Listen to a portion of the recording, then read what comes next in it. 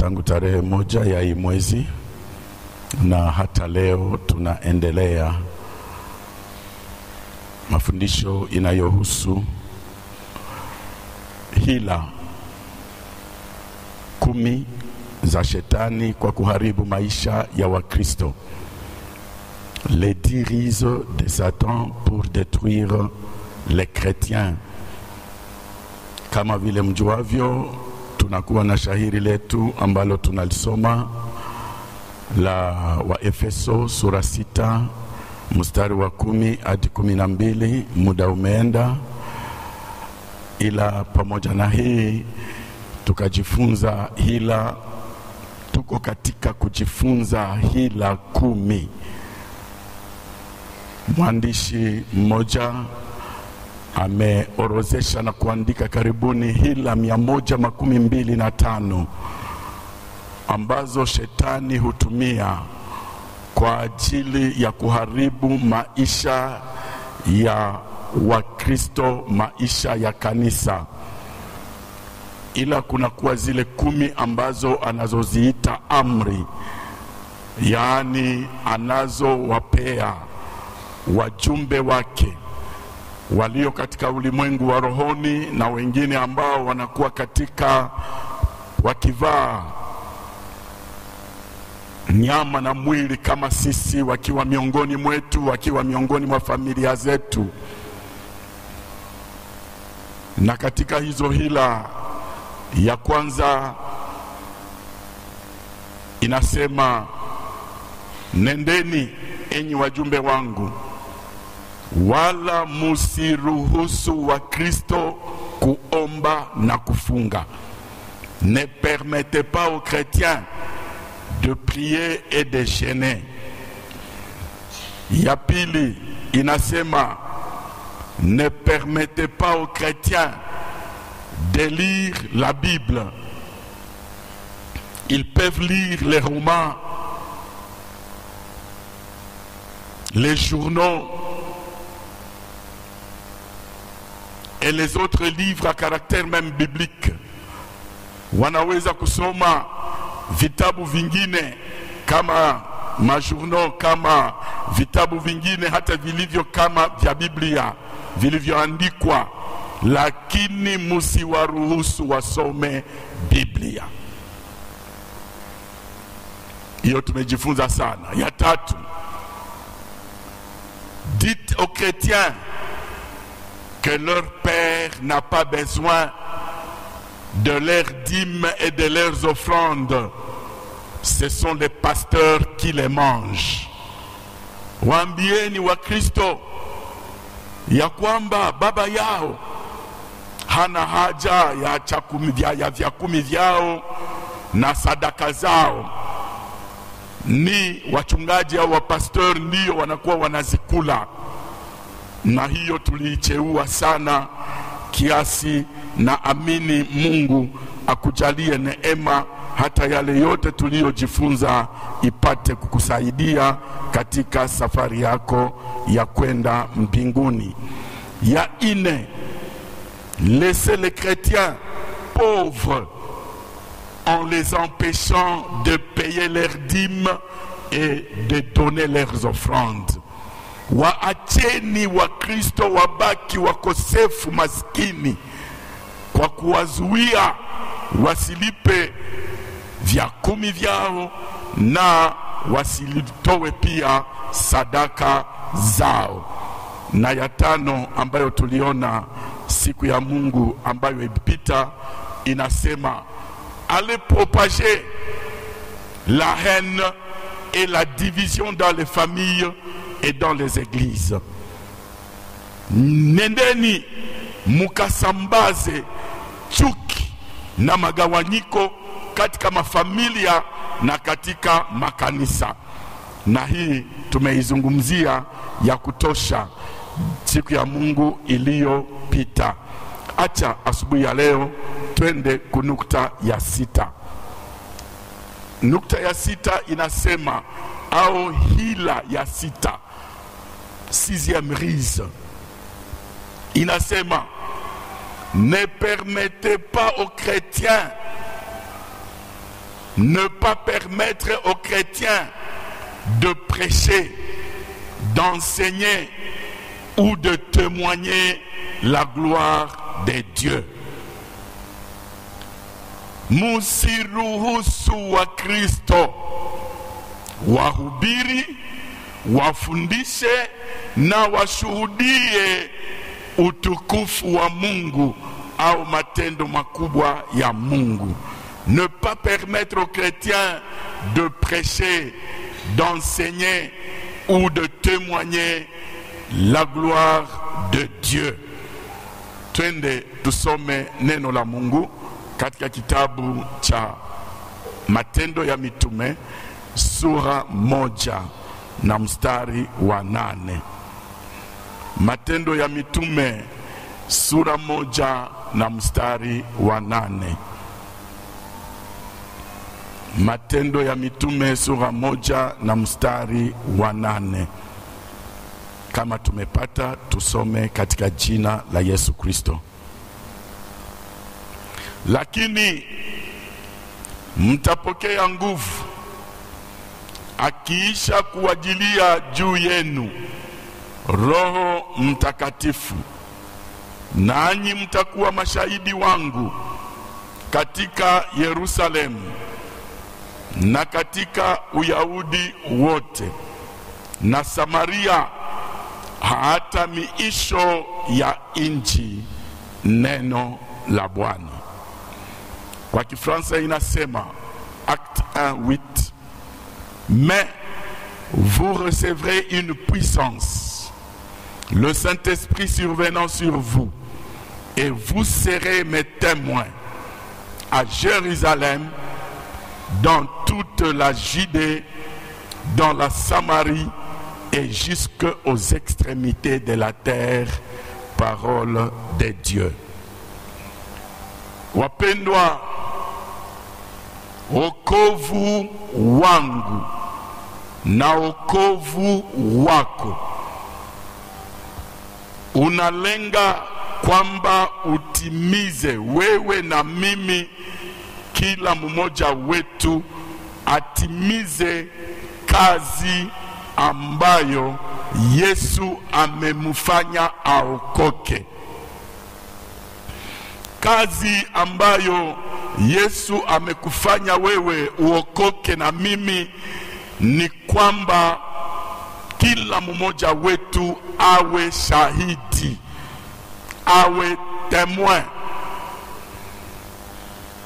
Na hii ni kazi ambayo unaitwa kuhubiri, unaitwa kufundisha, unaitwa kushuhudia utukufu wa Mungu. Shahidi ni wote wale ambao wanaotangaza kweli kuhusu Yesu Kristo.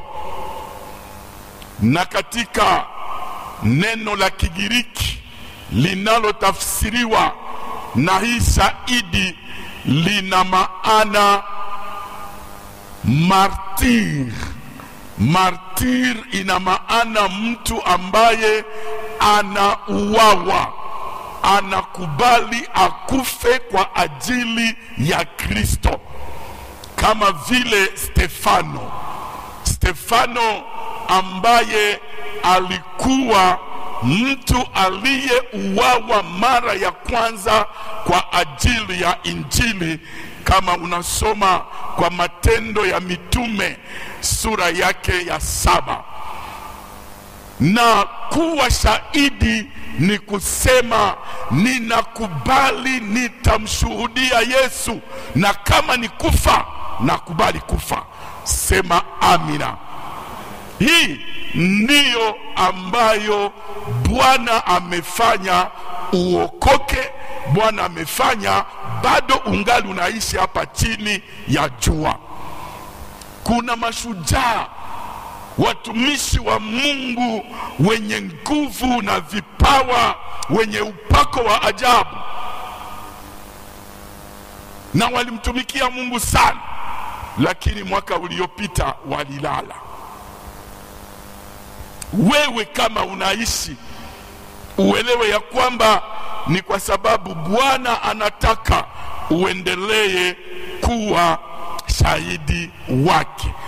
Ukubali kuhubiri, ukubali kufundisha, ukubali pia kushuhudia matendo makubwa ya Bwana. Utakuwa shahidi wa maisha matakatifu ya Yesu Kristo. Être témoin de la vie sainte de Jésus-Christ. Utakuwa shahidi wa matendo yake anayoyafanya katika maisha yako. Utakuwa shahidi wa miujiza anayoifanya. Utakuwa shahidi wa kweli. Témoin, être témoin de sa vérité. Utakuwa shahidi wa kufa kwa Yesu, être témoin de sa mort. Utakuwa shahidi ambaye utatangaza ya kwamba alikufa kwa ajili ya dhambi zangu, lakini zaidi ya kufa utashuhudia ya kwamba amefufuka, na katika kufufuka amepaa mbingu huko juu akiwa kuume kwa Baba, na hata sasa akituombea. Sema amina. Utakuwa shahidi wa kutangaza ya kwamba Bwana ametutuma, kama vile Mathayo 18:28 tafadhali, 18 hadi 22 inasema, nimepewa mamlaka yote mbinguni na duniani. Kwa hiyo enendeni ulimwenguni kote mkawafanye mataifa kuwa wanafunzi wangu, mkiwabatiza kwa jina la Baba, Mwana na Roho Mtakatifu. Amina. Na Bwana anasema, mimi nitakuwa pamoja nanyi hata mwisho wa dahari. Neno la Bwana. Kuwa shahidi, uelewe ya kwamba unakuwa representant, ambassadeur wa Yesu Kristo mahali popote ambako unapatikana.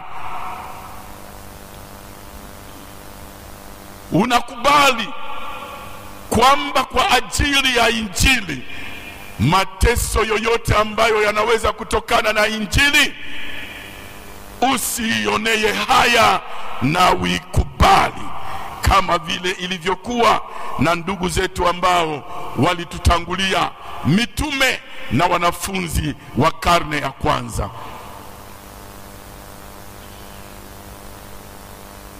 Ebu wapendwa, kuwa shahidi wa Yesu Kristo au kuwa Mkristo, kuwa mwanafunzi wa Yesu, kuokoka, walio wengi wanayoitanguliza ni kwamba niokoke na mimi Mungu anibariki, niokoke na mimi Mungu anikinge, niokoke na mimi Mungu aniinue, niokoke na mimi Mungu anifanye hivi na hivi.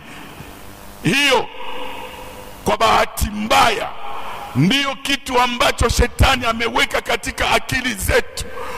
Ametanguliza mambo ya dunia hata sisi tusipate kutimiza hii ambayo imefanya kwamba tuokoke, na katika kuokoka tubatizwe na Roho Mtakatifu na tujazwe na Roho Mtakatifu.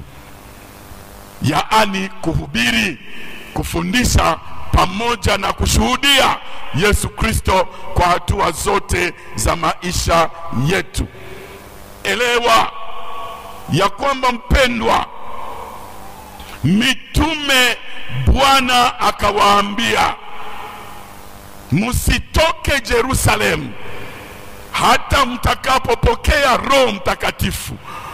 Katika huyu Roho Mtakatifu mtapata nguvu, na kupitia hii nguvu mtanishuhudia mimi, mtakuwa mashahidi wangu, na mtaanza Yerusalemu, mnaingia Yudea, mnaingia Samaria, na mnaingia mpaka miisho ya dunia.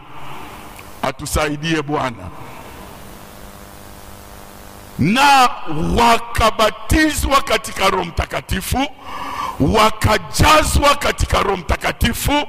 Na ilipofika hiyo siku, neno la Bwana linasema wazi, walikuwa wakijifungia katika chumba, lakini ule uwezo wa Roho uliposhuka ndani yao, iliyokuwa oga ikaondoka. Petro akaenda nje. Watu wako wanasema hawa wanalewa, kwa sababu hawakuwa fasi moja. Na kwa ushujaa, kwa hiyo uwezo ambayo Roho aliweka ndani yake, akaanza kuhubiri. Semeni amina. Katika kuhubiri kwake, neno la Bwana linasema kwa uwezo wa injili iliyotolewa katika Roho wa Mungu, watu 3,000 wakaokoka. Na siku hiyo kanisa la Bwana likaanza na watu 3,112 ambao walikuwa katika chumba, wote wakijazwa na kubatizwa katika Roho Mtakatifu. Sema amen. Utaelewa ya kwamba wewe, wakati unapokea Roho Mtakatifu, wakati unabatizwa katika Roho Mtakatifu, wakati unajazwa katika Roho Mtakatifu, maisha yako yanaongozwa na Roho Mtakatifu. Jukumu kubwa ulio nayo ni kuhubiri, ni kufundisha na kushuhudia Yesu na matendo yake makubwa, Yesu na maisha yake. Sema amen. Sema amina.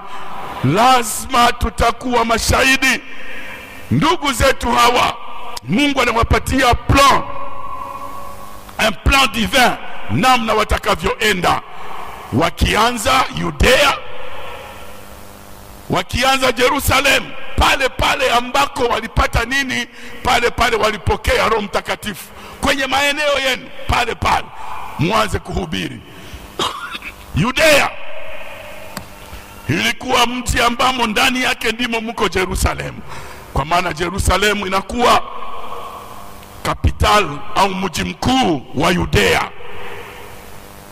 Wakaifanya hiyo kazi, wakahubiri. Bwana kasema, na mtaingia Samaria. Na mtakumbuka ya kwamba tangu Matendo ya Mitume, hii kazi ambayo walifanya Jerusalem, ukisoma kitabu cha Matendo ya Mitume sura 1 mpaka 7, sura 1 mpaka sura ya 7, ni hiyo kazi walikuwa wakifanya hapo Yudea na Jerusalem. Neno la Bwana linasema walipoonekana ya kwamba hawakuelewa mipangilio ya Mungu, Mungu akafanya kwamba ghasia itokee hapo, ziki, persecution, ili wafanye nini? Waingie, wasibaki Yudea, wasibaki Jerusalem, waende Samaria. Neno la Bwana linasema akafa Stefano na kanisa likaanza kufuatiliwa wa Kristo. Ndipo tunakuta ili kwenda Samaria, tunakuta ameenda Samaria. Ukianza pale kwa sura ya 8, unakuta Samaria inapokelewa na injili. Petro anafika pale pamoja na Yohana, wanakuta Simoni mchawi. Samaria ilikuwa mji ambao ulikuwa jirani, kama hivi tunaweza kusema Rwanda. Neno la Bwana likatangazwa Samaria na maeneo yote. Ukianza ile sura ya 8 mpaka unafika kwa sura ya 19. Sasa unatoka kwa sura ya 19 unaingia mpaka sura ya 28 ya Matendo ya Mitume, unakuta injili inafika kule ambako Yesu aliwaambia hata miisho ya ulimwengu. Miisho ya ulimwengu kwa ile wakati. Utakumbuka ya kwamba Wayahudi, Israel ilikuwa ikitawaliwa na Warumi. Sasa miisho ya ulimwengu kwao ilikuwa kwamba mpaka injili ifike wapi? Rumi. Kukapital ya ilikuwa inatawala ule wakati. na Yerusalemu mpaka Rome inakuwa karibuni kilometre 2250 km a vol d'oiseau. Kama ndege inaweza kukimbia, itakimbia kilometre 2215 ndiyo itoke Jerusalem ifike wapi? Rumi, kukapitali yenye ilikuwa inatawala maeneo wakati huo. Na Bwana Mungu akafanya mbinu yake yote. Paulo alipookoka anamtumia Paulo, na ukisoma vizuri Paulo anafungwa. Katika kufungwa Mungu anasema, wewe Paulo utaenda hubiri injili Rumi. Semeni amina. Paulo anafika Rumi, anatangaza habari njema. Katika vifungo hivyo ndipo alipoandika hizo nyaraka zinazoitwa nyaraka za vifungoni,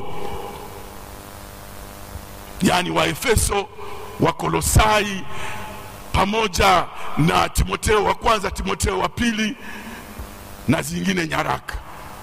Lakini anaviandika wapi? Rumi, mahali ambako Yesu alisema mpaka miisho ya dunia. Atusaidie Bwana. Ina maana uelewe ya kwamba wokovu ambao umepewa na Yesu Kristo hautangulizwi kwanza kutazamia baraka, ukingo, kuinuliwa.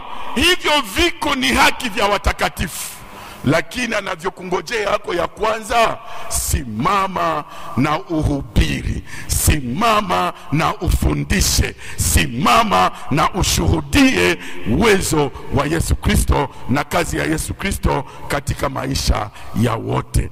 Semeni amina. Ina maana Mkristo akisema nimebatizwa na Roho, nimejazwa na Roho, lakini kinywani mwake hana uwezo wa kushuhudia Yesu, hiyo kujazwa na kubatizwa inawekewa kwa alama ya kiulizo. Kwa maana mutapokea nguvu akiisha kuajilia Roho Mtakatifu, nanyi mutakuwa mashahidi wangu. Haleluya, haleluya. Shahidi wa Yesu Kristo lazima ataelewa na atajitahidi ya kwamba ninaitwa kuhubiri. Je, sote tutakuwa wahubiri kama hivi mimi ninasimama na wahubiri wakubwa, les prédicateurs internationaux, les prédicateurs nationaux, les prédicateurs ecclésiastiques, kama hivi niko hapa? Ni kweli kwamba sote hatutakuwa wahubiri kama hivi, lakini tutakuwa mashahidi wa kushuhudia. Hapa ndipo itakuwaje? Tutaenda wapi? Ndio kuna aina mbalimbali za hii ambayo ninaita kufundisha, kuhubiri, prêcher, la prédication, l'évangélisation. Kuhubiri, kama mtu angeketi mbele za Bwana, kuna vikundi vingi vya kuhubiri ambavyo kanisa inaitwa na Wakristo na wote ambao wameamini. Ndiyo, kuna hii ambayo tunaita evangelisation en masse, tunahubiri watu wote. Lakini Mungu anaweza kuangazia watu, anaweza kuangazia mtu fulani au kikundi fulani, na wanaingia à l'évangélisation. Kwa mfano des étudiants. Katika wa étudiants kuna wengi hawajaamini, lakini wanahitaji nini? Wanahitaji wawapokee wahubiri. Sema amina. Kwenye vifungo, kuprison wako, hata kwenye watoto maibobo hapa. Na siku moja departement ya evangelisation na kamata mbinu na inaenda kuhubiri wa maibobo hapa kusoko ya Nyawera. Maono kama haya ndiyo yanahitajika. Isingekuwa ya siku moja, ingekuwa na inaendelea. Hata Mungu anatupatia bamaibobo ngapi ambao wameokoka kweli kweli na maisha yao imegeuka? Sema amina. Tunafurahi kwa yale matokeo, kwa sababu mmoja wa mamaibobo tulimrudisha nyumbani kwao huko Bagira, si ni vile? Na mwingine akabatizwa, sawa, lakini tulipashwa kuendelea, kwa maana kile kikundi kingali. Kuna kuhubiri wagonjwa, kuna kuhubiri watu ambao wana magonjwa ya ukimwi. Atusaidie Bwana. Pour dire en fait, il y a beaucoup de groupes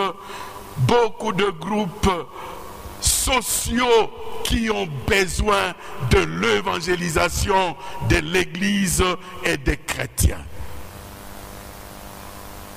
Hii kuhubiri, ebu wapendwa, uelewe ya kwamba ina umuhimu wake na ni shurti. Na Mungu anasema katika Wakorinto wa kwanza sura 9 mstari wa 16, anasema hivi: si j'annonce l'évangile, ce n'est pas pour moi un sujet de gloire, car la nécessité m'en est imposée, et malheur à moi si je n'annonce pas l'évangile, parole de Dieu. Maana ijapokuwa na ihubiri injili, sina la kujisifia, maana nimewekewa sharti, tena ole wangu nisipo ihubiri injili, neno la Bwana. L'évangélisation, c'est une nécessité. Une nécessité qui m'est imposée. Unaokoka tu, unaamini, unabatizwa na unajazwa na Roho Mtakatifu. Kenye shurti ya kwanza Mungu anaweka ndani yako, wende waambie wengine habari za pendo la Mungu. Wende waambie wengine habari za wokovu ndani ya Yesu Kristo. Hapa ndipo tunaweza kutele tunaita evangelisation personnelle. Unamhubiri mtu kwa mtu, lango kwa lango, porte a porte, na unaingia tu unasema habari za pendo la Yesu Kristo. Hakuna mtu ambaye atakufunga, hakuna mwanakukataza. Na tuna neema kwa inji yetu ya Kongo, kwa maana bado inji ingali na ruhusu kwamba injili itangazwe na ihubiriwe kwa uhuru wote. Sema amina.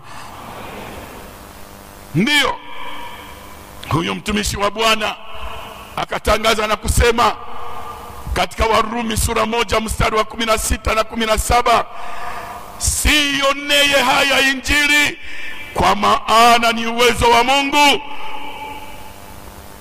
uletao wokovu kwa kila aaminie, kwanza kwa Wayahudi na pia kwa Wayunani, neno la Bwana. Kwa sababu gani? Kwa sababu ndani ya Yesu Kristo, ndani ya injili, mumeonekana haki ya Mungu kwa imani, na kwa ajili ya imani, kama ilivyoandikwa, mwenye haki ataishi kwa imani, neno la Bwana. Ukiwa Mkristo ambaye umeokoka, lakini bado ungali unaonea injili haya, ungali na hatua kali na kubwa ya kufanya, kwa sababu injili lazima itahubiriwa. Siku ya pili tulikuwa hapa na mtumishi wetu evangeliste Maître Junior Batumike. Beba alikuwa hapa magharibi na alikuwa anafundisha, na katika kufundisha anasema Bwana anakuja, macho yake metuangalia, na anakuja kutuondolea aibu. Na anasema ikiwa utapata mateso kwa sababu ya kuwa Mkristo, usione haya. Na kisha yeye anasema siku moja iko anakimbia, anafanya exercise ya kukimbia katika barabara. Sasa anakimbia tu, anakimbia, anakuta mtu anamwambia amini Yesu. Anakimbia, amini Yesu. anakimbia. Yesu anakupenda. Anakimbia. Amini Yesu. Anakimbia. Pendo la Bwana ni kubwa. Semeni amina. Kesho saa alifika kubiro, kwa sababu wengine wa maître wa magistrat walikuwa nao wanafanya cross pamoja na yeye. Sana fika kubiro, bana mwambia, Meti Junior, tu exagères, unapitisha kipimo na kazi yetu naipatisha haya. Uko nendo unakimbia maître, bientôt pale utakuwa magistrat. Unakimbia tu unasema amini Yesu. C'est de la folie ça. Wapendwa, acheni nikwambie ya kwamba kila popote na kila maeneo na kila occasion yafaa kuhubiri injili. Sema amina. Nafasi yako ya kazi ni nafasi ya kuhubiri. Sokoni ni nafasi ya kuhubiri. Hata mtu kwa mtu, elewa ya kwamba hata jirani ambaye unajua hajamwamini Yesu ni nafasi ya kuhubiri. Lazima kuelewa ya kwamba popote, hata ukiwa safarini, mwambia mtu tu Yesu anakupenda. Haleluya. Pendo la Mungu ni kubwa. Ile ofisi ambayo Mungu alikupatia, hakukupatia hayo kwa bure. Wanafunzi, enyi maprefe na walimu ambao Bwana amewafanya muwe walimu, muwe wa directeur, muwe wa prefe, muelewe ya kwamba hapo ni nafasi ya kuweza kusema kwa wanafunzi, pendo la Mungu ni kubwa, anataka uokoke. Kwa Sepake selule ya bara ya Afrika ilinialika nizungumuze kidogo juu ya les stratégies missionnaires. Na juu ya ile les stratégies missionnaires nikakumbuka mbinu ambazo wa missionnaire wetu en 1921 walikuja nayo ili kupata kuhubiri watu waokoke. Kwa maana ilikuwa ni kutoka jasho kabisa. Moja, walikuwa wanajua mzungu anakulaka mtu mweusi. C'est un carnivore. Sasa na baba na mama na batoto habawezi kwenda kwenye mzungu iko. Lakini mzungu alifanya nini? Kama leo tuko na mashule, les écoles c'était des canaux d'évangélisation.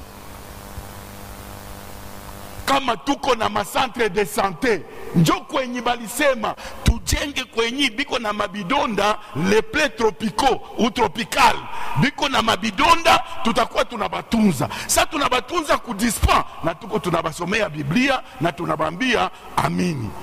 Banikiamini banatunzwa na banaamini. Semeni amina. Hiyo ni njia walizozitumia. Na hata sasa leo wanafunzi, walimu, inakuwa kwamba ndiyo kufundisha watoto na baadaye kupata pesa, tuseme habari za Yesu wala hapana, hakuna. Na ni mashule zetu za Sepake, hata hapa ukiuliza mwalimu prefe, unasema kwa siku mara ngapi Yesu anakupenda, hutaona. Ni kwa sababu l'évangélisation et le discipulat sont des mandats oubliés dans nos églises. Yaani kuhubiri na kufanya wanafunzi inakuwa madaraka, jukumu ambayo ilisahaulika sana na makanisa yetu. Lakini utaelewa ya kwamba kila mahali ambako Mungu anakuweka, kila ofisi ambayo Mungu amekupatia, kila espace d'autorité yenye Mungu amekupatia ili wewe utangaze habari njema. Sema amina. Kwa habari ya kufundisha, niseme nini kwa ufupi? Ebu mpendwa, acha nikwambie ya kwamba kama nimetoka kusema, zaidi ya kuhubiri tunaitwa tufundishe, enseigner. Ibilisi anasema musiruhusu wa Kristo wasihubiri, 2, wasifundishe.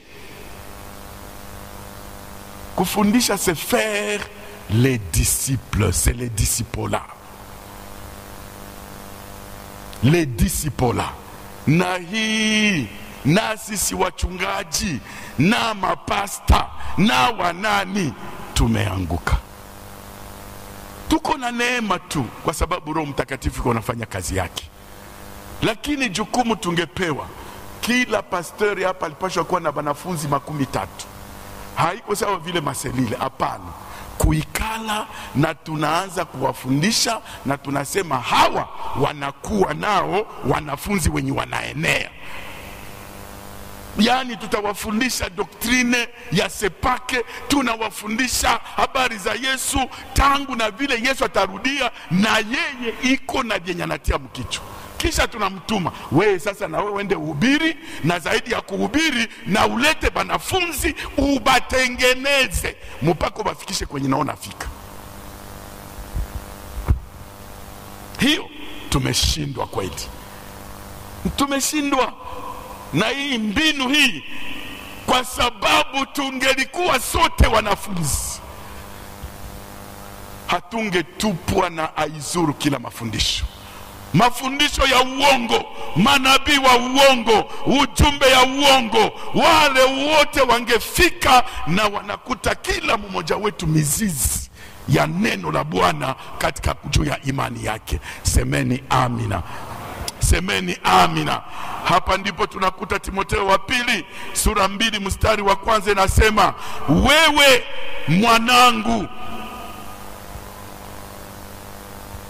Niseme kwanza mkiswahili, toi donc mon enfant, fortifie-toi dans la grâce qui est en Jésus-Christ.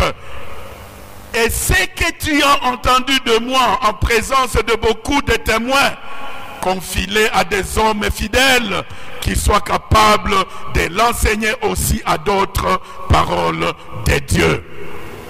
Na wewe mwanangu, jitie nguvu katika neema iliyo ndani ya Yesu Kristo. Na yale uliyoyasikia kwangu nikikufundisha kwa mashahidi ya watu wengi, na wewe uyakabidhi watu waaminifu ambao watakuwa na uwezo wa kuwafundisha wengine. Amina. Sasa hii discipola, mpango gani kanisa litakamata? Mpango gani shirika litakamata? Mpango gani jamaa inaweza kukamata ili ifikie kumfanya anayeamini na kuokoka awe mwanafunzi wa Yesu Kristo?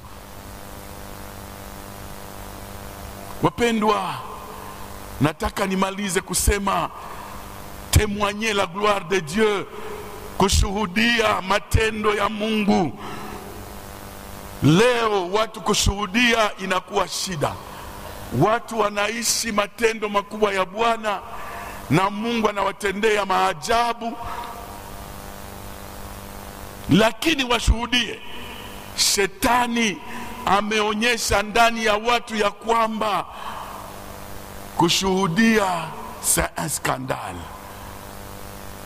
ni kujipatisha haya. Kila kitu yenye Mungu anafanya tunaiona kawaida, hatuna nafasi ya kushuhudia, na kushuhudia haina tena nini maana. Watu kushuhudia makubwa ambayo Mungu amefanya, Shetani aliweka ndani yao. Nikishuhudia, sasa mimi nashuhudiaka, njoo vitu vinakuwa nini, vinaharibikaka tena vinakuwa mbaya. Sitashuhudia yangu, na mimi ndenda tu pale ndatoa sadaka ya shukrani, Bwana naona. Hiyo ni hila ya Shetani amemwanga katika kanisa, ili watu ambao wako wanakuja wasisikie mashuhuda na wajue Mungu wao hafanyake kitu. Na hii inakuwa hatari sana. ya kuonyesha ya kwamba notre Dieu est supposé impuissant alors qu'il est puissant. Takumbuka habari za wapendwa ndugu zetu Petro pamoja na Yohana, wanamponya yule kiwete kwenye mlango, na wakati wanamponya, mara walipoona anatembea katika hekalu, neno la Bwana linasema wakaja kuita wakuu wa sinagogi, wakuu wa hekalu, wakaja wakachukua Yohana pamoja na Petro, wakawaweka gerezani. Walipowaweka gerezani, neno la Bwana linasema hivi: usiku malaika kakuja. Wakati malaika alikuja akawafungua, akawaambia nendeni mwende kutangaza. Asubuhi yake wanakuja kwenye gereza, wawachukua seme hawako. Mtu mmoja anatoa kule, wale mlifunga jana, mbona tena njoo wale biko banahubiri habari za Yesu? Basi amwende muwakamate. Banaenda wanawaleta.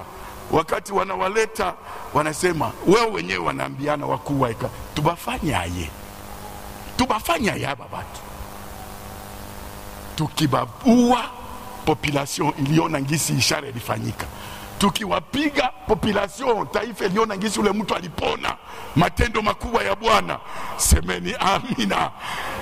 Tufanye nini? Aseme basi tuambie tu, tubakatazi basi endelee kuhubiri ile jina ya Yesu Kristo na wokovu ndani ya Yesu. Vile ndio tufanye. Wakawaita. Wakati wanawaita, kama unasoma Matendo ya Mitume 4:17 na kushuka mpaka 12, neno la Bwana linasema, mais afin que les choses ne se répandent pas davantage parmi les peuples, défendons-leur avec menace de parler désormais à qui que ce soit en ces noms-là.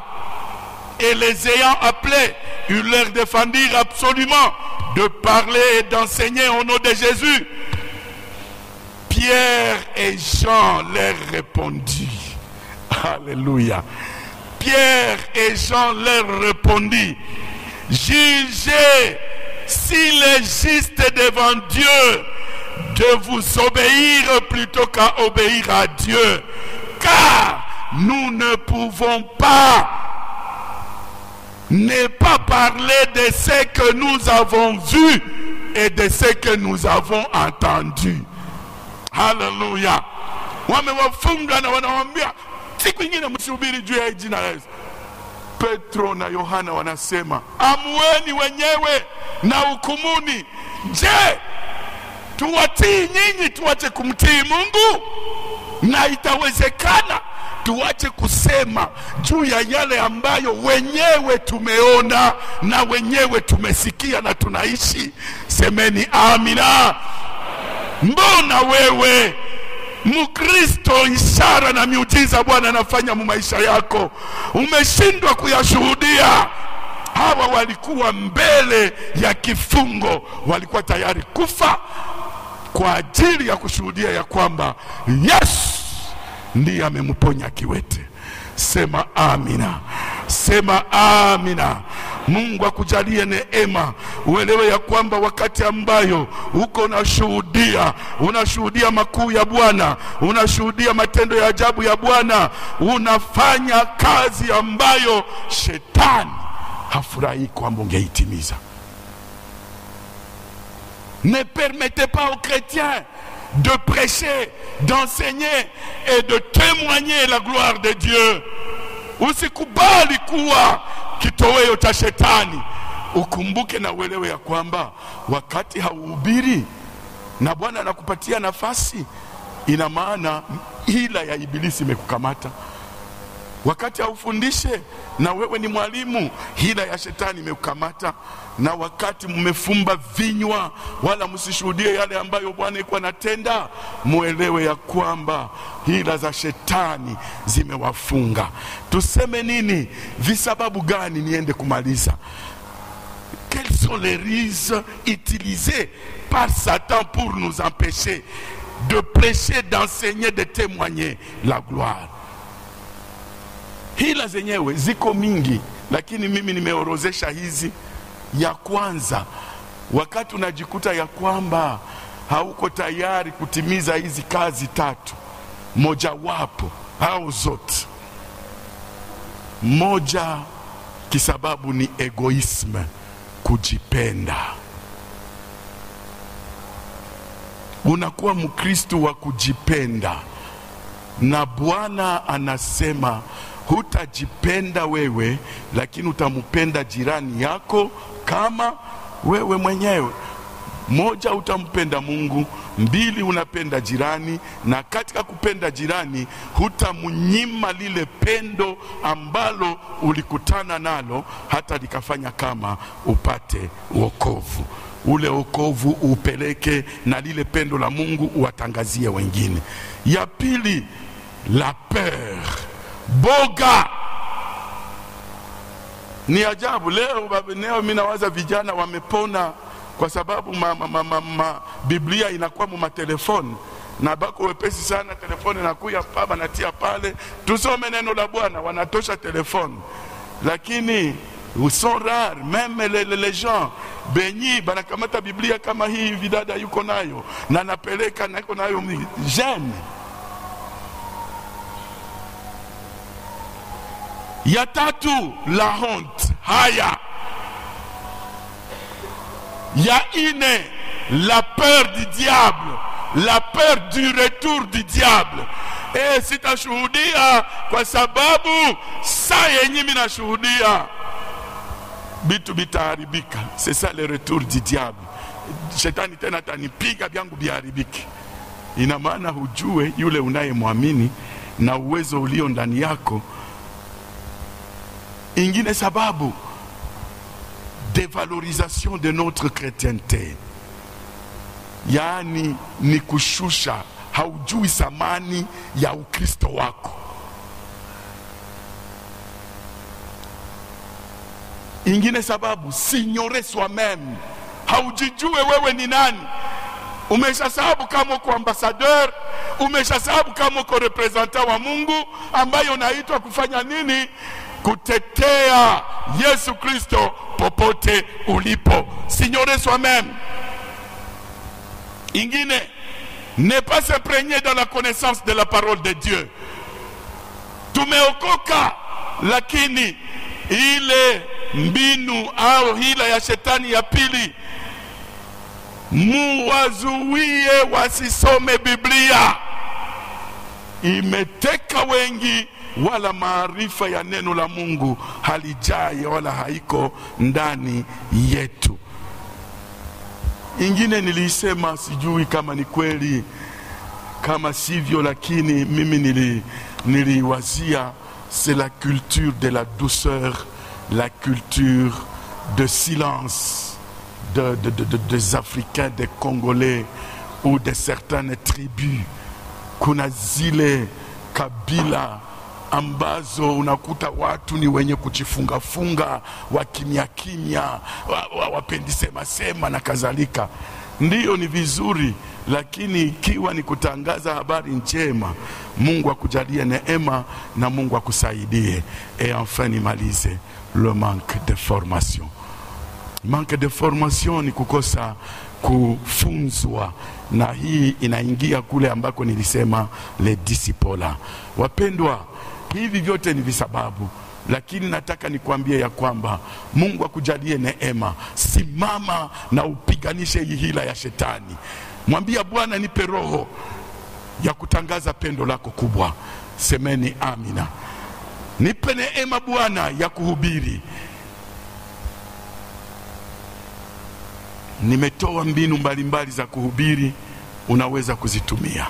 Hata kama hauko mhubiri mashuhuri, un prédicateur national, un prédicateur international ou un prédicateur local ku niveau ya kanisa, lakini kwa habari ya kusema Yesu anakupenda, utatumia meme l'évangélisation personnelle. Mtu kwa mtu, mlango kwa mlango, na utafikia umefanya na kutimiza. Na Bwana akikupa neema, mtu mmoja naokoka, utajua ya kwamba ile ni taji yako ya furaha inayokungojea siku tunaenda kwetu. Semeni amina. Bwana atubariki asubuhi ya leo. Amen.